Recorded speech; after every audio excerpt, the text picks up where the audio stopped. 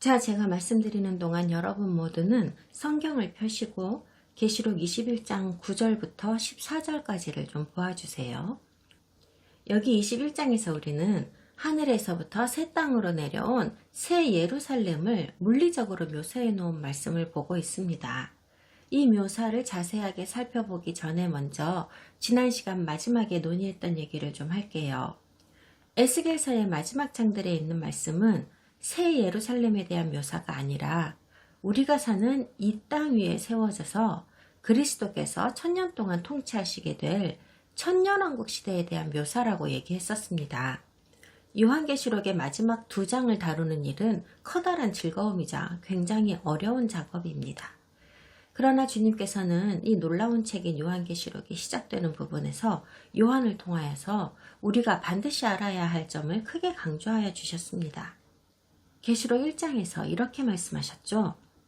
예수 그리스도의 계시라. 이는 하나님이 그에게 주사 반드시 속히 일어날 일들을 그 종들에게 보이시려고 그의 천사를 그 종 요한에게 보내어 알게 하신 것이라. 요한은 하나님의 말씀과 예수 그리스도의 증거, 곧 자기가 본 것을 다 증언하였느니라. 이 예언의 말씀을 읽는 자와 듣는 자와 그 가운데에 기록한 것을 지키는 자는 복이 있나니 때가 가까움이라. 이 말씀을 읽는 사람과 듣는 사람들은 지적으로 정직하게 접근해야 한다는 것은 말할 필요도 없거니와 그렇게 하지 않으면 하나님의 진리를 전하려는 이 책의 진정한 의도가 그저 허무맹랑한 헛소리가 되어버릴 수 있습니다. 세속적인 이 세상과 심지어 교회 내에서조차도 어떤 것에 대한 믿음을 갖는 것 자체만으로 선한 것이라는 기조가 흐르고 있습니다만 오로지 참되고 거룩한 것을 믿는 자에게만 하나님의 축복이 내려옵니다. 듣기에는 선한 것처럼 들리지만 그렇지 않은 믿음도 많이 있습니다. 따라서 우리는 우리가 사용할 수 있는 모든 도구를 사용하여 처음에 우리가 가졌던 가장 기본적인 지식으로부터 시작하여 요한계시록을 풀어나가는 것이 마땅합니다. 기본 지식으로 시작해야만 합니다. 우리가 가진 최종 지식으로 시작하면 안 됩니다. 제가 말하는 최종 지식이라는 것은 교리를 의미합니다. 자기가 믿는 교리를 검증하기 위하여 계시록의 말씀을 재구성하는 일을 부디 삼가시라는 겁니다. 지난 1년여간 계시록 강의를 진행하면서 매 단계마다 제가 드린 말씀이 있습니다. 이 깊고 신비로운 예언은 인류 역사의 여러 단계를 통과하여야만이 그때그때 이 책에 적힌 사건과 상황이 성취되었음을 비로소 깨달을 수 있게 구성되어 있습니다. 적어도 초기에는 어떻게 이런 일들이 일어날 수 있을지 전혀 가능해 보이지 않았던 일들이 역사가 흐르면서 세상 상황과 국제 정세 속에서 정말로 일어나고 있었습니다. 매 세기가 흘러가는 동안 이 놀라운 책에서 점점 더 많은 것을 얻을 수 있었던 겁니다. 요한이 계시록을 적은 이후로 인류 역사 속에서 엄청나게 극적인 사건들이 많이 일어났지만 이 모든 상상 불가능한 현상들에 대한 예언이 성취되는 문을 제대로 연 사건은 아마도 이스라엘 민족이 유대 국가로 돌아온 사건일 겁니다. 그리고 계시록을 공부하면서 반드시 고려하여야 할 또 다른 사항은 구약의 선지자들과 그들이 기록한 책들이 계시록 전체에 걸쳐서 얼마나 크고 중심적인 역할을 하고 있는가 하는 것을 간파하는 것입니다. 요한은 본인이 본 환상 전체에다 그들이 전한 거룩하고 성스러운 말과 그들의 책들에 적힌 문맥들을 그대로 가져다가 인용하고 있습니다. 오늘 강의는 이 말씀으로 시작하고 싶었습니다. 왜냐하면 이제 한두 강의만 더 하면 계시록을 다 마칠 텐데 여전히 우리는 우리가 가진 모든 질문에 답을 다 찾을 수는 없을 거라고 생각하거든요. 그 이유는 인류 역사는 아직도 걸어가야 할 길이 많고 답을 찾아내기에는 아직 성취되지 않은 일들이 더 남아있기 때문입니다. 그럼에도 불구하고 인간의 교리를 기준으로 하는 접근 방식을 피하기만 한다면 우리가 얻어낼 수 있는 것은 훨씬 더 많을 겁니다. 그렇기 때문에 제가 계속하여 주된 종말론 두 가지를 비교하며 말씀드렸던 건데요. 둘 다 매우 유명한 교리이지만 완전 반대되는 것들이죠. 바로 전천년설과 무천년설입니다. 전천년설의 관점에서는 가능한 한 이 책을 적힌 그대로 문자 그대로 풀어야 한다고 주장합니다. 무천년설의 관점에서는 계시록은 처음부터 끝까지 순전히 상징으로 가득한 책이므로 반드시 비유적으로 풀고 그렇게 가르쳐야 한다고 주장합니다. 제가 할 수 있는 말은 우리는 이 책을 초기 교부들의 방식대로 전천년설의 입장으로 취해야 할 뿐만 아니라 계시록의 저자가 의도한 의미를 제대로 이해하기 위하여 최대한 최선을 다해야 한다는 것뿐입니다. 유대인이었던 요한은 독자들에게 전하고자 하는 확실한 메시지를 가지고 있었고, 그것은 세상의 종말과 그 이후에 올 것들을 예언한 고대 히브리 선지자들을 존경하고 믿었던 유대 문화의 사고에서 비롯된 것임을 알아야 합니다. 우리가 그 길을 따를 때 비로소 산재해 있는 그 많은 구절들 안에서도 광범위하나마 굵직굵직한 이정표 정도는 세울 수 있을 것이고, 종말과 관련하여 불필요하게 빈번히 발생하는 혼란을 방지할 수 있을 겁니다. 그러므로 새 땅에 내려오는 새 예루살렘에 대해 이야기하는 계시록 21장을 연구하기 위하여 인류의 미래에 있으리라고 말씀하신 내용들을 정리하여 이정표를 몇 개 세워볼까 합니다. 제일 첫 번째 이정표는 아마겟돈 전투가 끝나면서 그리스도의 천년왕국 통치가 시작되는 대목입니다. 우리가 천년왕국이라고 부르는 이 1000년 동안의 시대는 지금 우리가 살고 있는 이 땅 위에서 이루어질 일입니다. 계시록 19장에서 분명히 그렇게 말씀하고 계십니다. 두 번째 이정표는 아마겟돈 전쟁으로 인해 예루살렘의 대부분 지역이 파괴될 것이기 때문에 예수야께서 거주하시며 세계 정부를 다스리시게 될 도시는 재건된 예루살렘이 될 것이라고 하는 대목입니다. 재건된 예루살렘은 현재의 예루살렘과는 대조적으로 약간의 지리적 차이가 있을 겁니다. 왜냐하면 감람산이 둘로 갈라져서 옮겨졌을 것이고 그 사이로 물도 흐를 것이기 때문입니다. 그때에 여호와께서 나가사 그 이방 나라들을 치시되 이왕의 전쟁 날의 싸움과 같이 하시리라. 그날에 그의 발이 예루살렘 앞 곧 동쪽 감람산에 서실 것이요 감람산은 그 한가운데가 동서로 갈라져 매우 큰 골짜기가 되어서 산 절반은 북으로 산 절반은 남으로 옮기고 그날에 생수가 예루살렘에서 솟아나서 절반은 동해로 절반은 서해로 흐를 것이라. 여름에도 겨울에도 그러하리라. 스가랴서에서 말씀하시는 천년왕국의 재건된 예루살렘은 계시록 21장에서 말씀하시는 하늘에서부터 내려오는 그 예루살렘이 아닙니다. 그러나 에스겔 선지자가 그의 예언서의 마지막 8장에서 말한 예루살렘은 그것이 맞습니다. 에스겔서 40장 1절부터 보겠습니다. 우리가 사로잡힌 지 25째 해 성이 함락된 후 14째 해 첫째 달 10째 날에 곧 그날에 여호와의 권능이 내게 임하여 나를 데리고 이스라엘 땅으로 가시되 하나님이 이상 중에 나를 데리고 이스라엘 땅에 이르러 나를 매우 높은 산 위에 내려놓으시는데 거기에서 나무로 향하여 성읍 형상 같은 것이 있더라. 나를 데리시고 거기에 이르시니 모양이 놋같이 빛난 사람 하나가 손에 3줄과 측량하는 장대를 가지고 문에 서 있더니 그 사람이 내게 이르되 인자야 내가 네게 보이는 그것을 눈으로 보고 귀로 들으며 네 마음으로 생각할지어다. 내가 이것을 네게 보이려고 이리로 데리고 왔나니 너는 본 것을 다 이스라엘 족속에게 전할지어다 하더라. 세 번째 이정표는 천년왕국 시대의 예루살렘에는 에스겔서에서 묘사한 대로 완벽한 레위인 제사장이 운영하는 영광스러운 성전이 존재한다는 점입니다. 에스겔 41장 1절부터 들어보시죠. 그가 나를 데리고 성전에 이르러 그 문 벽을 측량하니 이쪽 두께도 6척이요 저쪽 두께도 6척이라. 두께가 그와 같으며 에스겔서 43장 18절로 이동합니다. 그가 내게 이르시되 인자야 주 여호와께서 이같이 말씀하셨느니라. 이 제단을 만드는 날에 그 위에 번제를 드리며 피를 뿌리는 규례는 이러하니라. 주 여호와의 말씀이니라.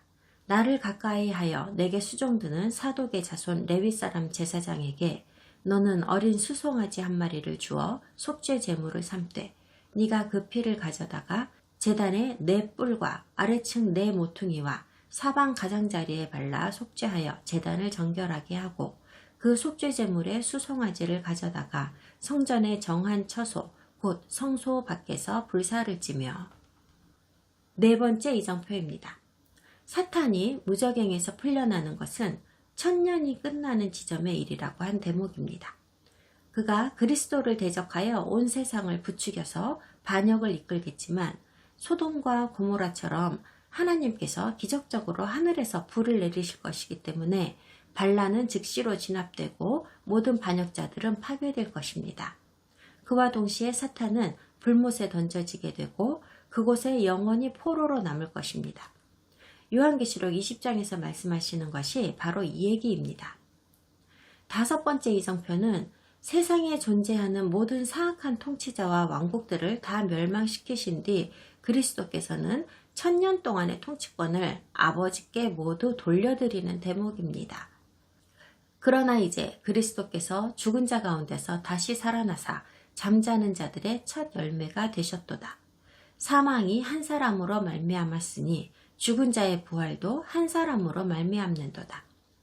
아담 안에서 모든 사람이 죽은 것 같이 그리스도 안에서 모든 사람이 삶을 얻으리라. 그러나 각각 자기 차례대로 되리니 먼저는 첫 열매인 그리스도요, 다음에는 그가 강림하실 때에 그리스도에게 속한 자요, 그 후에는 마지막이니 그가 모든 통치와 모든 권세와 능력을 멸하시고 나라를 아버지 하나님께 바칠 때라. 그가 모든 원수를 그 발 아래에 둘 때까지 반드시 왕노릇 하시리니. 여섯 번째 이정표입니다. 이제 하나님께서는 지구와 전체 우주를 원래의 상태로 분해하시고 완전히 새로운 창조물로 다시 만드십니다. 계시록 21장 1절에서 말씀하셨습니다.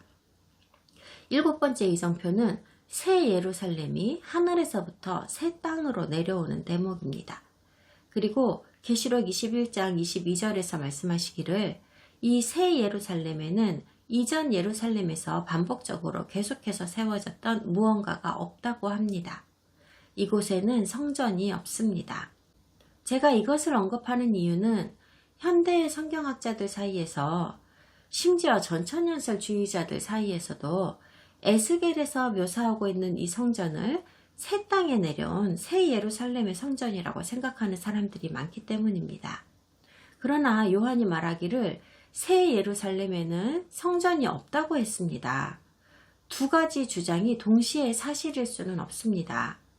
에스겔의 성전과 계시록 21장의 새 예루살렘 성전을 융합하기 시작하면 상황이 계속 꼬이면서 혼란스러워지고 순서가 맞지 않을 수밖에 없습니다. 그러지 마십시오.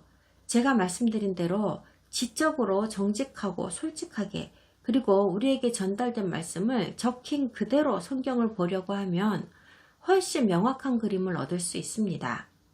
인간은 우리 인간이 만들어낸 전통과 교리 때문에 스스로 진흙탕에 빠져버렸습니다.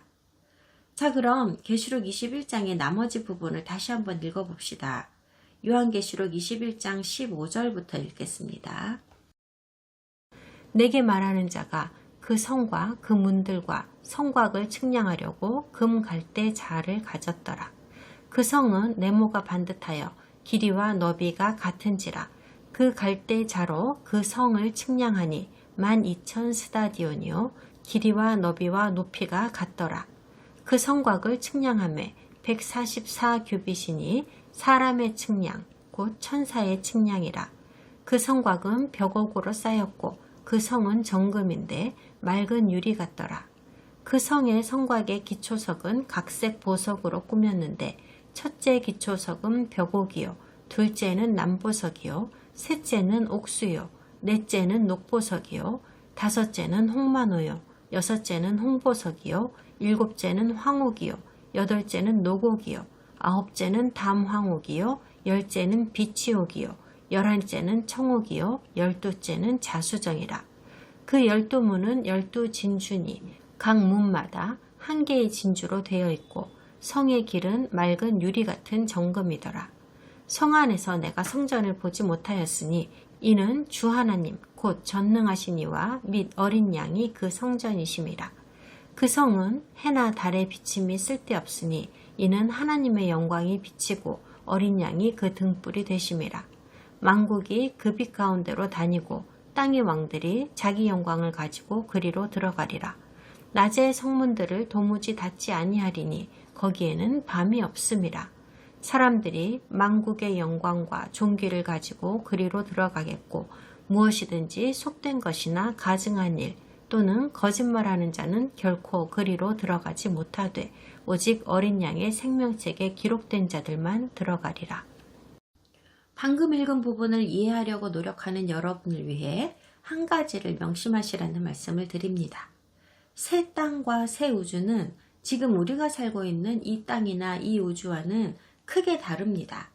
그러니까 지구와 우주가 어떻게 돌아가는지에 대하여 우리가 통상적으로 가지고 있던 개념을 아예 접어두어야 하는 진정한 도전에 우리가 놓인 겁니다.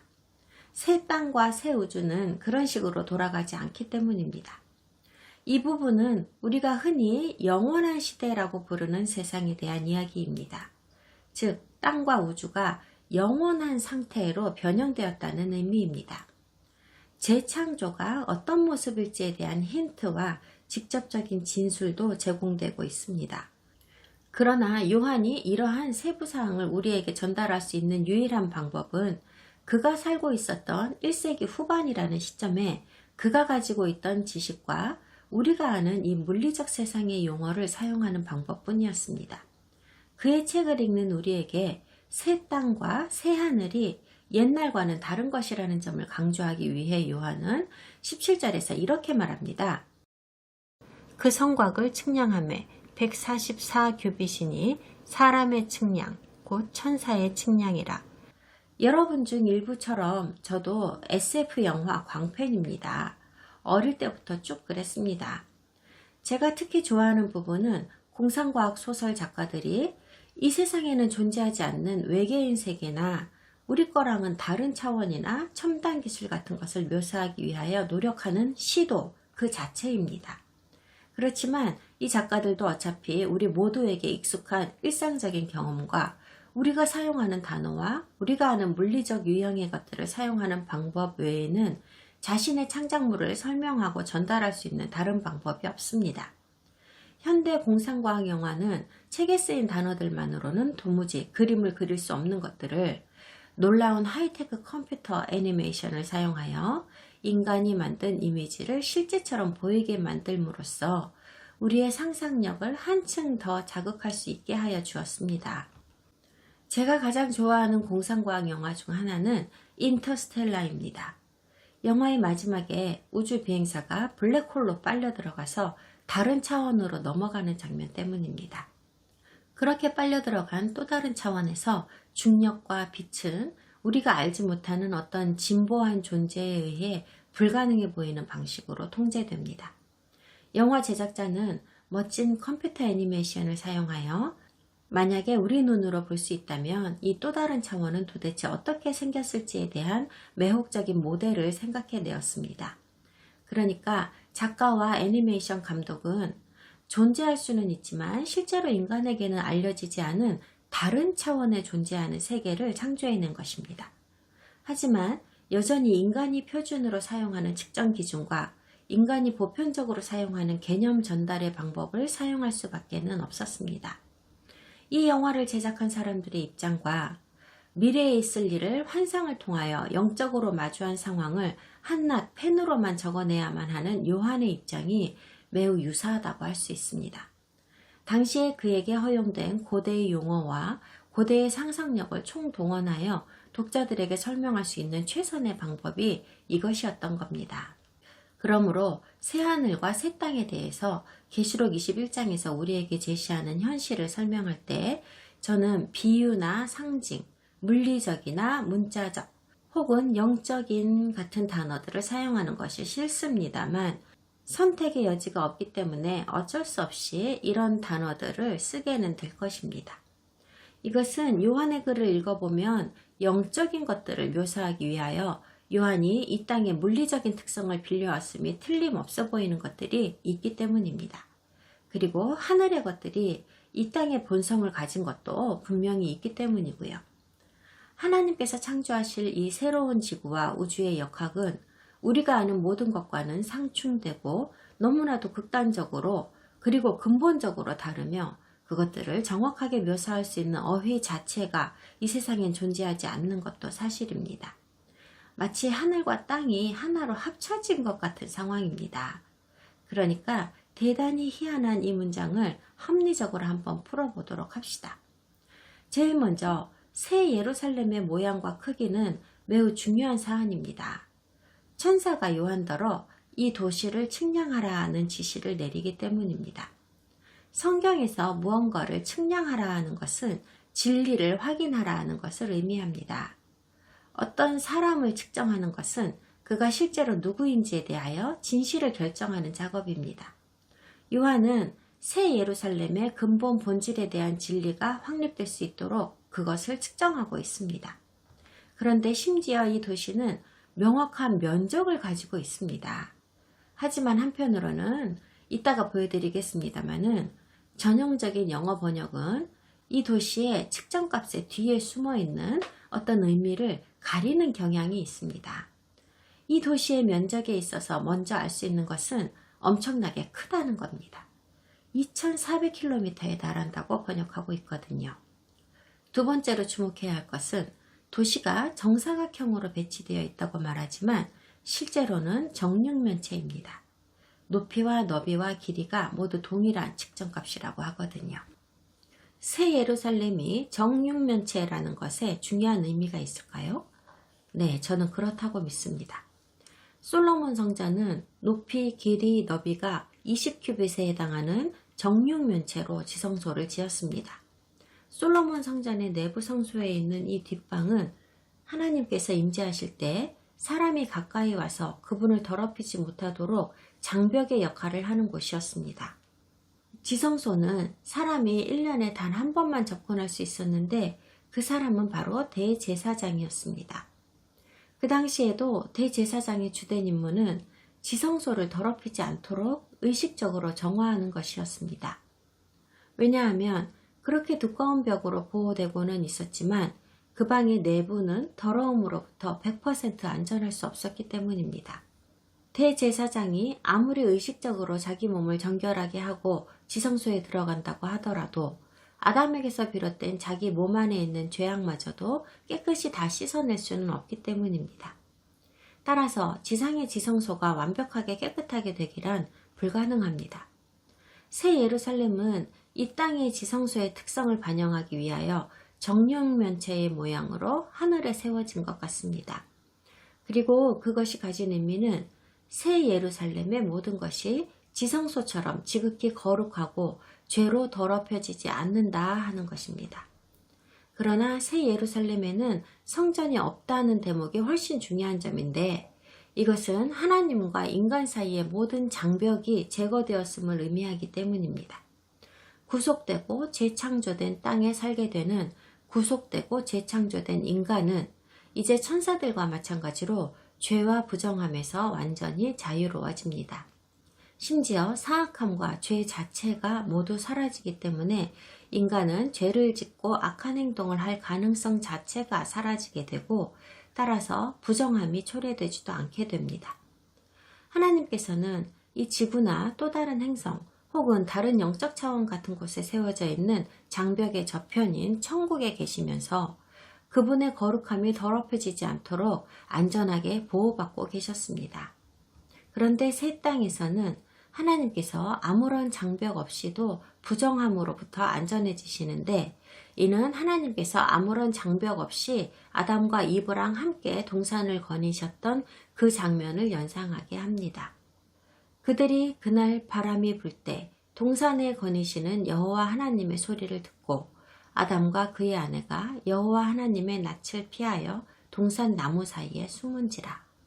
여호와 하나님이 아담을 부르시며 그에게 이르시되 네가 어디 있느냐? 이르되 내가 동산에서 하나님의 소리를 듣고 내가 벗었으므로 두려워하여 숨었나이다. 도시 측정에 관해서는 원래 쓰여진 원어로 보면 훨씬 유익합니다. 이 책은 로마 세계에서 그리스어로 쓰여진 것이기 때문에 실제로 그 측정값은 그들이 사용하던 용어로 우리에게 주어진 것입니다. 그리스의 측량 기준에 따르면 도시의 크기는 12,000스타디아입니다. 숫자 12의 상징적 사용에 주목하십시오. 12,000스타디아, 12 이스라엘 지파의 이름으로 명명된 12개의 문들, 그리고 12 사도들의 이름으로 명명된 12개의 기초석들.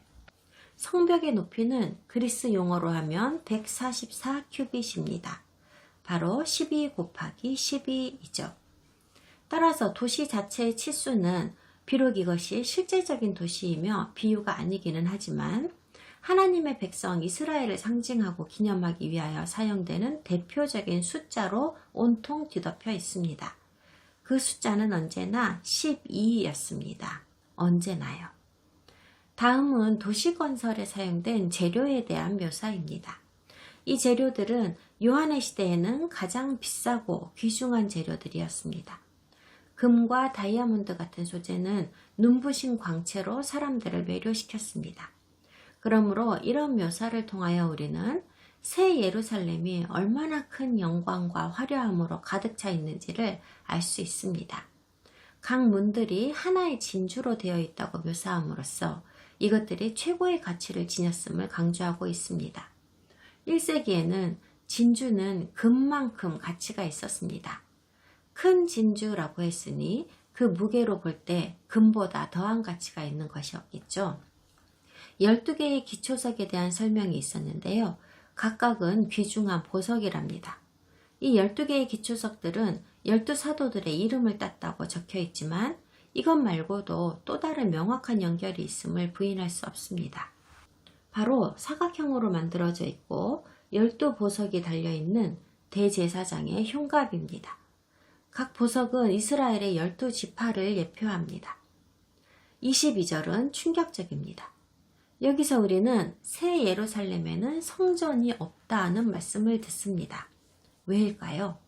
이 구절의 뒷부분을 보니까 그 이유는 하나님께서 성전이기 때문이랍니다. 어떻게 하나님께서 성전이 되실 수가 있습니까? 저는 이 문장은 비유적인 말씀이라고 주장합니다. 그렇지 않으면 말이 되지 않기 때문입니다. 성전이 무엇인지를 먼저 이해합시다. 그것은 하나님께서 계시는 곳입니다. 고대 문화에서는 어떻게 보면 마치 병 속에 들어있는 진이처럼 사람들이 자기의 하나님을 넣어두고 활용하는 그런 공간이었습니다. 다른 경우에는 자기가 모시는 신을 보호하고 또는 그 신의 힘과 자리를 차지하기 위해 오는 다른 신으로부터 자기 신을 도난당하지 않도록 보호하는 방법이었습니다.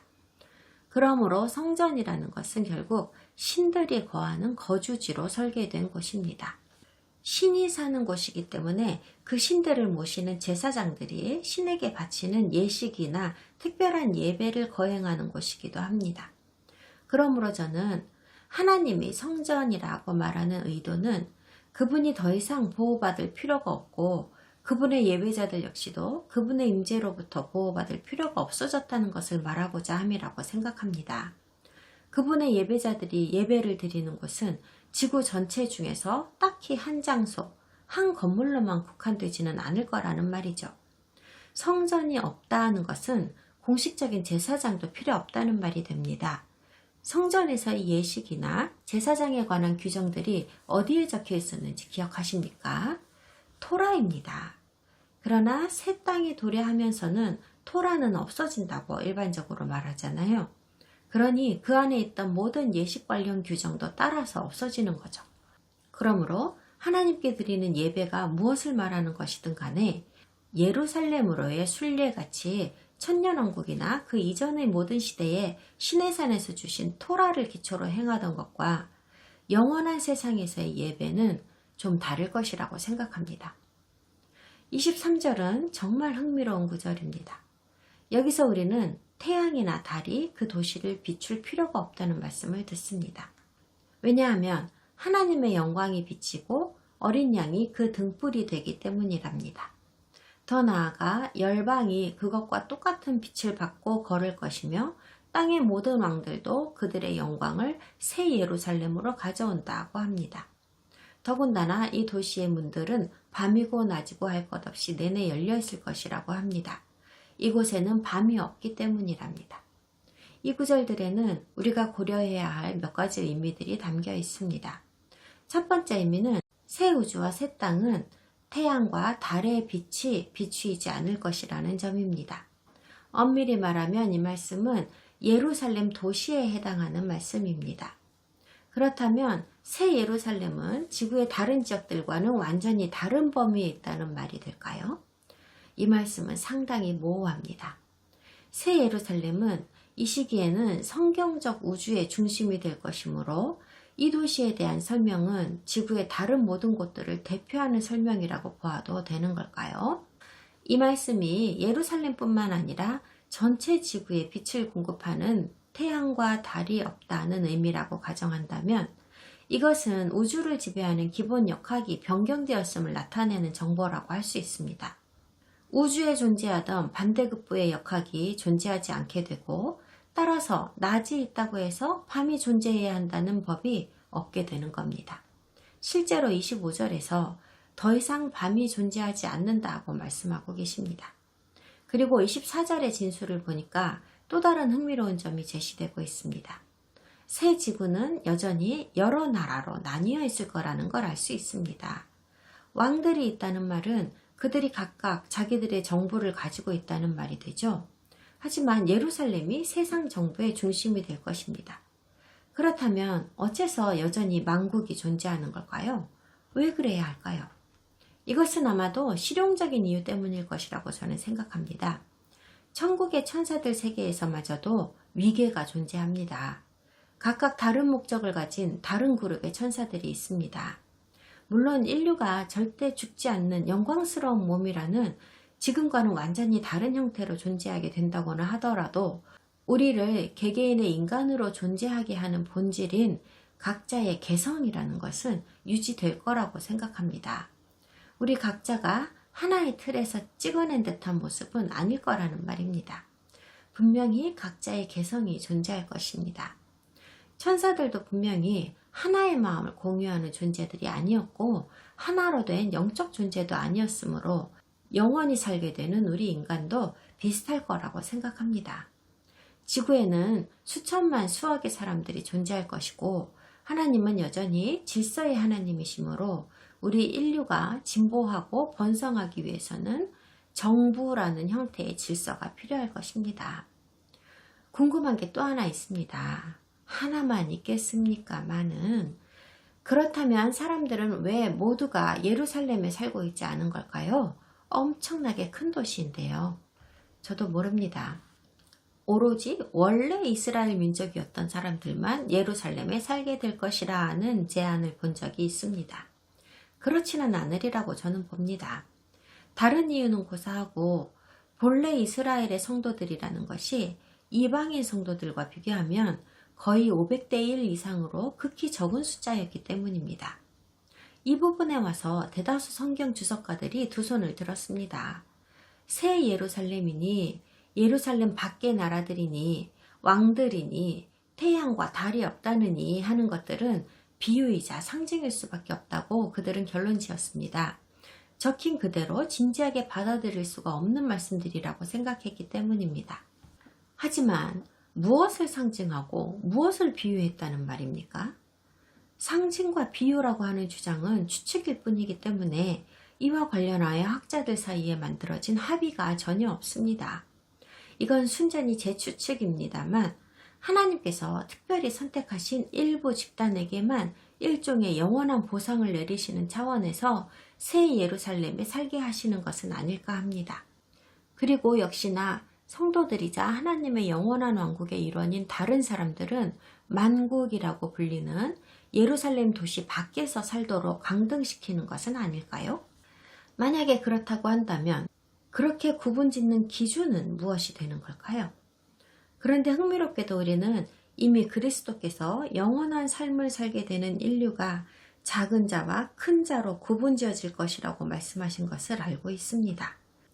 이 땅에서 하나님의 명령에 순종한 정도에 따라서 우리의 영생에 미치는 영향에 대하여 예수야께서 마태복음 5장에서 이렇게 말씀하셨습니다. 그러므로 누구든지 이 계명 중에 지극히 작은 것 하나라도 버리고 또 그같이 사람을 가르치는 자는 천국에서 지극히 작다 일컬음을 받을 것이요 누구든지 이를 행하며 가르치는 자는 천국에서 크다 일컬음을 받으리라. 생각해 볼 말씀이죠. 이 장의 마지막 구절은 평가하기 매우 어려운 말씀입니다. 무엇이든지 속된 것이나 가증한 일 또는 거짓말하는 자는 결코 그리로 들어가지 못하리라고 하십니다. 오직 어린 양의 생명책에 기록된 자들만 새 예루살렘에 들어갈 수 있다고 하십니다. 만약에 이 규칙을 영원한 시대에 적용한다고 가정하면 타당성을 찾을 수 없습니다. 지금까지 읽은 모든 정보를 종합해보면 먼저 어린 양의 생명책에 기록되지 않은 사람이 새 땅에 있을 리가 없기 때문입니다. 아닌가요? 이 문제는 이전에 백보자 심판 당시에 이미 다 결정되었습니다. 그리고 지금은 죽음과 사악함이 모두 다 없어져 버린 상태이기 때문에 새 땅에는 거짓말을 하거나 부끄러운 짓을 하는 사람은 아무도 없을 수밖에 없습니다. 그러니 이 마지막 문장은 도대체 무슨 의미일까요? 저는 이 구절은 완전히 구별된 별도의 단락이라고 생각합니다. 전혀 새로운 생각을 적어놓은 것이라는 뜻입니다. 이 말씀은 요한의 독자들에게 주시는 강력한 경고라고 생각합니다. 미래에 재창조되는 새하늘과 새 땅에서 영생을 얻으리라고 하는 이 신성한 환상을 보여주시면서 이 안에서 요한이 본 이 모든 놀라운 것들을 영위하기 위해서는 오로지 현생에서 우리가 사는 바로 이 삶 속에서 부끄러운 짓을 하지 말고 거짓말을 하지 말라는 경고를 여기에 별도로 적어둔 것이라고 저는 생각합니다. 그러나 가증한 일과 거짓말의 영향에 대한 것은 그리스어로 보면 그 의미가 더욱 확실해집니다. 가증한이라고 번역한 그리스어 베들루그마는 혐오스러운 것이나 가증한 것을 의미합니다. 누군가가 혹은 무언가가 하나님 앞에서 끔찍하게 죄 많고 부정하다는 것을 나타내는 단어입니다. 그리고 거짓말이라고 번역한 그리스어 수도스는 거짓말이라기보다는 기만이라고 해석해야 합니다. 이 특정 단어들이 선택된 데는 분명한 이유가 있습니다. 첫 번째, 먼저 기만은 악의 가장 주요한 본질입니다. 두 번째, 사탄의 최우선적이고 근본적인 속성은 그가 기만자라는 것입니다. 기만자들도 그리고 노골적이며 회개하지 않는 죄인들도 어린 양의 생명책에 절대로 기록되지 않을 것이며 따라서 그런 자들은 새하늘과 새 땅, 새 예루살렘의 영광과 완전함을 결코 경험하지 못할 것입니다. 다음 시간에 요한계시록 마지막 장을 시작하겠습니다.